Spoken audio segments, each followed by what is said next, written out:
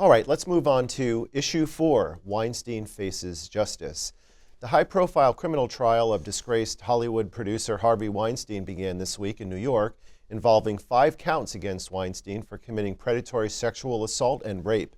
Several of Weinstein's victims gathered outside the courthouse demanding justice. Just as the morning session of the trial began Monday, the district attorney's office in Los Angeles announced new criminal charges alleging that Weinstein previously committed sex crimes against women in California.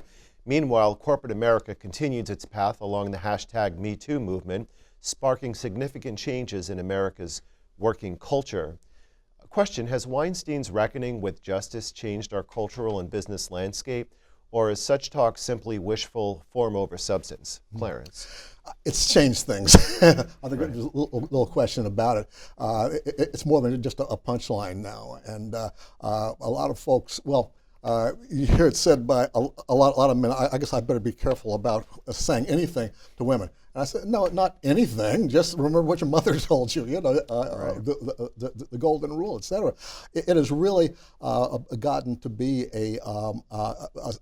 taken as a serious issue now. I'm amazed now looking back. I'm old enough to remember less enlightened times when a lot of things that we just call humorous brush off jokes or incidents now, you don't say them if you want to have any friends. It's not political correctness. It's just if you want to get along with other people. Sure. It'd be the developments in front of the courthouse this week were a really big deal. There were a lot of people in front.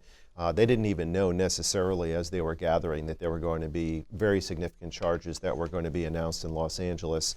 I think the trial is going to be an uphill battle, to say the least, for the criminal defendant. But how do you see the impact of this playing out? Well, I agree with Clarence that it has definitely seeped into the culture and changed things permanently. I think men are afraid to even hire women because they know that's going to be a challenge once they're coworkers. They're afraid to be alone with women. They're afraid to have difficult conversations about, their reviews or a challenge in their work relationship, even working together as a team on a product. Everything is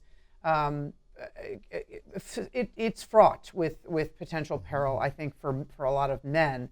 So that's very much true. I think that women will have long deserved protections from situations that used to be considered a joke in the 50s, boys being boys.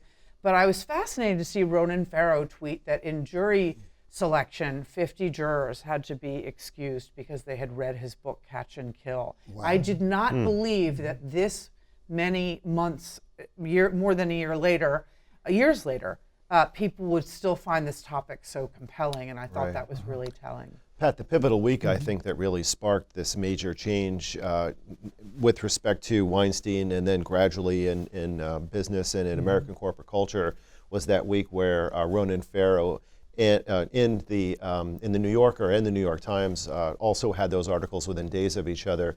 Where do you see this headed? Well, it's sort of a cover-up at the corporate levels and things like that. Speaking as a boy in the 50s. We never did anything like that. Statute runs. No, what I do think, Harvey Weinstein, of course, some 80 women have accused him of various things. Some are crimes, some are not crimes, even now.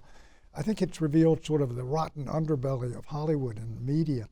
These scandals have gone through not only corporations, but they've gone through the media, going through Hollywood. I mean, the Catholic Church, for heaven's sakes, has had some terrible problems, from the last century and still kept bleeding into this century. But I do think the extraordinary sensitivity now, everybody thinks before they, if you're talking to women, I'm sure a lot of people think, how's this going to be taken? If somebody take what happened to the Justice Kavanaugh. And that one, was it Blasey Ford, Christine Blasey Ford? A lot of people said, look, she accused this guy. She had nothing on him. They've destroyed his reputation, what they did to Clarence Thomas. There's two sides to this, but I just think there's a real social, cultural, moral war going on, and I don't think either side is totally right always. I think there are false accusations at the same time. There's egregious and outrageous behavior. Well, let's give peace a chance. You know, that's the thing. We ought to be able to get along here. But yeah, you know, the casting couch is the kind of humor I was talking about. They used to be a subject of cartoons and all that. People don't view that as a joke anymore, as they should not. And now Harvey Weinstein is certainly given his place. I think all this notion that, you know, men are scared to talk to women, I think sexual harassment and sexual assault and abuse, there's some pretty clear lines there. Right.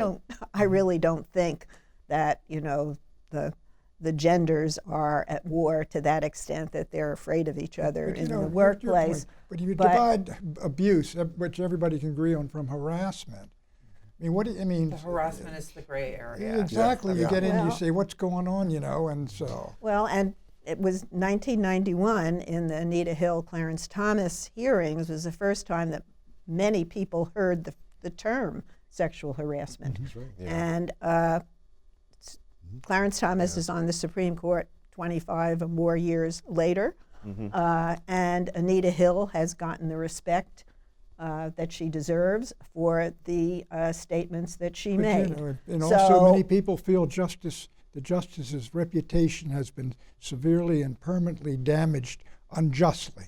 Well, and many feel Anita Hill's reputation know. was damaged unjustly, and so people that's did. where we got the people argument took- going already People on it. people took sides, but you cannot just dismiss Christine Blasey Ford and what I she didn't said dismiss her, about but- you. In effect, did. Well, You look, said I mean, it was not the true. point is, it was disbelieved. There are It books was that not have been written believed. about that, and you can't just dismiss that. This goes back to- You can say that what you did in high school shouldn't be prejudicial to you 30 years later. That's a legitimate argument. Well, but this was an accusation of rape. his- This was an accusation the of drinking rape. culture. Well, you could really go back before sexual harassment to the Robert Bork hearings for certainly a clear sign of the devolution of our processes into politics, polarized politics, and the idea of fighting instead of debating. And that's why we're still arguing about Clarence Thomas and Christine Blasey Ford. There's a, you know, Sorry. Clarence, there's a verb, borked. Bork, yeah, means exactly. It It's means in the dictionary do now. something to somebody unjustly. That was a brilliant jurist, one of the most brilliant we picked, you know, and promoted. And very got- conservative. Well, he Who was was that, very Pat? conservative, but he Wasn't writes. brilliant. I mean, a great writer. Everybody agreed he had a great mind, and to take him out like that. Yeah. Well, and I would just note that although there are some really remarkable cultural shifts that have happened, and we've seen a lot play out in the Congress, just looking in corporate America and looking in the boardroom, there have been some really significant changes that were really virtually unthinkable 2 years ago. Look at what's been going on with NDAs, non-disclosure agreements. Those were rock solid, and now they're just throwing them to the wayside because the price is just simply too high. In the Delaware Bankruptcy Court regarding the Weinstein Company, the company came out and said, we're going to be releasing people from the NDAs because the price on that was just too high. You know, so you're seeing changes with non-disclosure agreements. You're seeing genuine HR training with companies because they realize that really things need to be changed and people need to be more educated. So That's all positive. right, very many Well, positive you shouldn't changes. need to be educated if you're 30 years old, you know, about how to behave. Well, this is true. And AB, where do you see this trial going? You know, you have a trial in New York that's happening with Weinstein. It's estimated it'll be about 6 weeks. When you know trials always end up being a little bit longer than the prediction, and then you have these new charges that are coming about in Los Angeles. What's the legal fate of Harvey Weinstein? I'm not a lawyer. I think he's done some terrible things. It's been said, some of them crimes, some of them not. But I think he'll pay for his crimes, and everyone can quibble with what his ultimate sentence is. But he's going to face justice, to be sure. I mean, he was really a monster. But he's only got two people charging him are going to go on trial because of the rape, because statute Right. of limitations and the rest of it. I don't know if he's going to be convicted. I'll be But honest probably with you. only one, I just remember. don't know. I don't know that. But Right. I mean, but the Well, behavior. it'll be a tough day if he escapes conviction. Can you imagine the reaction on the streets if you have a not guilty verdict on that?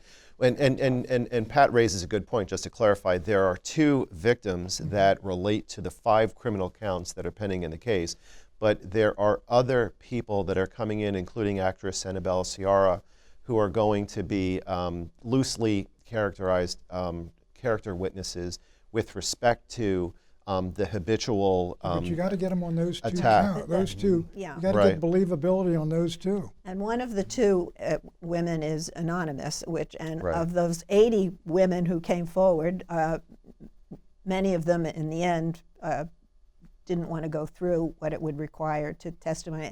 And the legal track is much narrower than the cultural track against him. Absolutely. So, I Absolutely. agree with yeah, you. he's If going to he- get punished, but he's not Yeah. going to get as much punishment He's as she he should. deserves. punished right now, but I agree with you. But if he's exonerated, No, it would be I an don't see that. explosion. It would be absolutely an explosion. And I think there's already a lot of controversy of what Weinstein has been facing and not facing already.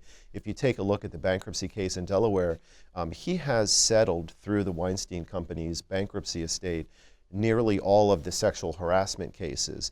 However, the payment of those dollars is going to be coming through a $47 million fund that's going to be covered by the insurance companies, and some of that money from the insurance companies is even going to be used to pay his lawyers.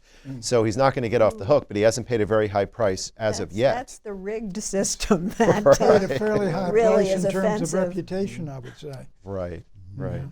Well, it'll be interesting to see what happens, but I think that certainly when you try sexual harassment cases today, it occurs in a completely different environment than it did just a couple of years ago. People understand what happened to Matt Lauer and a number of other folks that you know are probably we can't even really cover in the time allotted here, but you know, hopefully there's been some kind of a new cultural reckoning, and boards of directors in corporate America understand full well that this is serious business. Right. Yeah.